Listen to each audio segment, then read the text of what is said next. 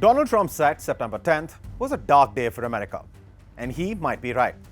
Like 9/11 changed something fundamental about the US, what happened on 9/10, although involved the killing of just one man, the assault may have killed something larger. Freedom of speech. Charlie Kirk, the man who shot down arguments for a living, the voice of young conservative Americans, was doing what he had been for most of his adult life at Utah University campus on Wednesday, with over 3,000 students listening, some waiting their turn to pick up a verbal cudgel against him, others waiting to cheer or boo. Waiting for one of those mic drop moments that made Kirk famous as a verbal brawler who threw punches as good as he got, landing more knockouts than most in an open campus setup. And it came. The mic did drop. But tragically, with it, Charlie's lifeless body limped back to the left before hitting the ground, still clutching the mic in his left hand. This was Kirk's last mic drop. Somebody who couldn't shoot down his arguments shot him down, sending students and others who had gathered screaming and shrieking.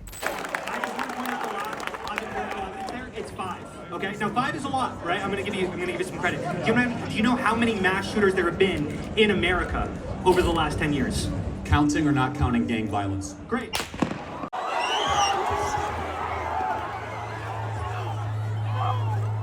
In this animated recreation stitched together based on eyewitness accounts and reports, I will take you through the last few seconds of his life, from where the shooter shot him.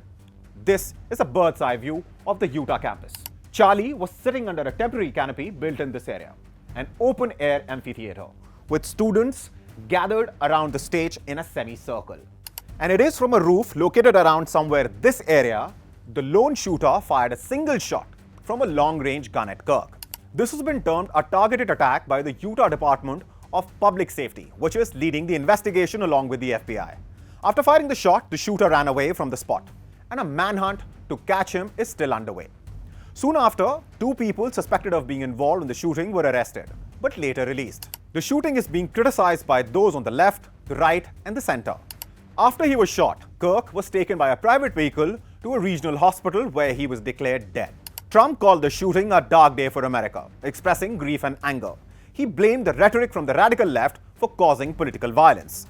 Kirk's shooting comes after a string of instances of political violence in the US, including the assassination of a Minnesota lawmaker and her husband in June, an arson attack at the Pennsylvania governor's house in April, and the assassination attempt against Donald Trump during the presidential election last July.